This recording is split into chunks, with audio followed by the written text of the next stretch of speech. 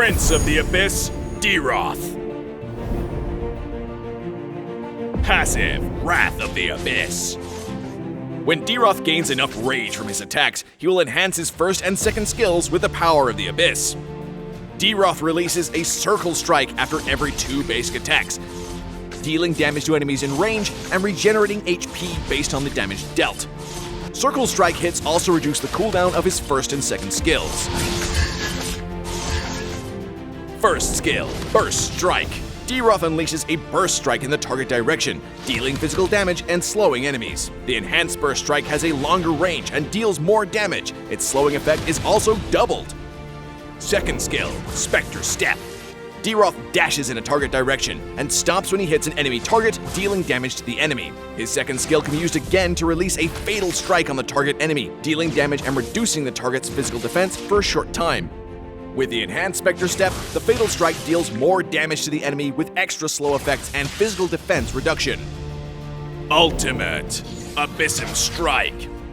With Dyrroth's ultimate, he quickly charges up and deals a powerful blow, dealing a fixed amount of damage plus a percentage of the target's lost HP to enemies along the way, and slows them for a short time.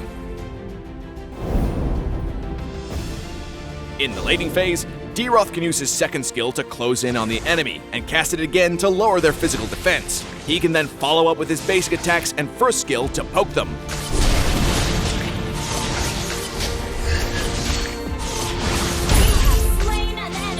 In teamfights, Dyrroth should use his second skill to close the gap with the enemy, then use his basic attacks and first skill to deal damage, and finish off the low HP heroes with his ultimate. Dyrroth has excellent chasing abilities and can deal high melee burst damage with his first and second skills when the rage buff is active. There's a huge difference in burst damage when Dyrroth has the rage buff and when he doesn't. Therefore, good rage buff management is the key to playing Dyrroth well. At level 1, we recommend upgrading Dyrroth's first skill. Focus on his first skill and use his second skill as a backup. Dyrroth's first skill deals more damage, which will improve his farming and laning abilities. In the laning phase, Dyrroth should save up his rage before diving the enemy with his enhanced second skill. He can then use the skill's second strike to lower the enemy's defense, allowing him to deal more damage with his follow-up attacks. Dyrroth's ultimate deals extra damage when the target has lost more HP, so it's best to cast it on heroes with lower HP.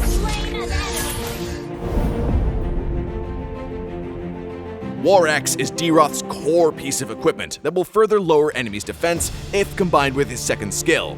In the mid to late game, Dyrroth can continue to build equipment like Hunter Strike or Blade of the Heb Disease for more defense reduction, or switch to defensive equipment to improve his survivability.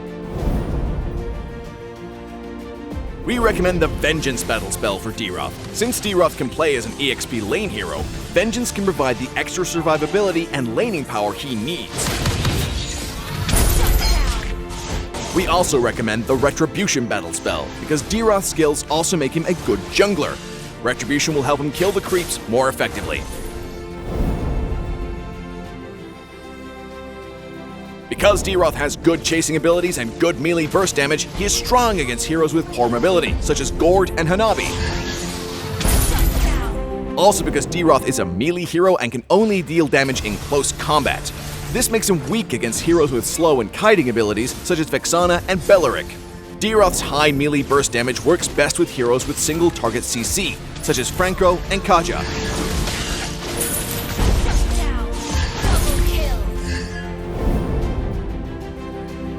In the early game, Dyrroth should focus on farming and only engage the enemy when his rage buff is active.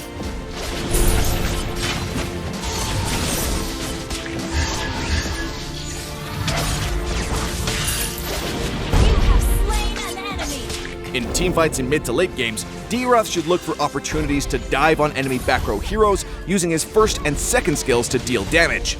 Dyrroth's ultimate has a longer cast time, so it's better to use it right after enemy heroes have cast their dash or blink.